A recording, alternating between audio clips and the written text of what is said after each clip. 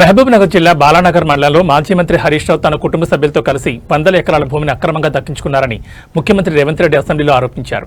ధరణి పోర్టల్ను అడ్డం పెట్టుకుని ప్రైవేట్ కంపెనీలను బెదిరించి ఈ భూములను బదలాయించుకున్నారని పేర్కొన్నారు. ఈ భూ కబ్జాపై హౌస్ కమిటీ వేయడానికి ప్రభుత్వం సిద్ధంగా ఉందని, హరీష్ రావు నిజాయితీపరుడైతే అందుకు సహకరించాలని రేవంత్ సవాల్ విసిరారు. హరీష్ రావు గారు సిద్దిపేట ఎమ్మెల్యే, వాళ్ళ తమ్ముడు మహేశ్వరరావు, వాళ్ళ మామ హనుమంతరావు గారు, వాళ్ళ బావమరిది సుమన్ రావు గారు ఒక ప్రైవేట్ కంపెనీని బెదిరించి 100 ఎకరాల భూమిని ధరణి నాటం పెట్టుకొని బదలాయించుకున్నారు. దీని మీద హౌస్ కమిటీ వేయడానికి మేము సిద్ధంగా ఉన్నాము. హరీష్ రావు గారు నిజాయితీ పరుడని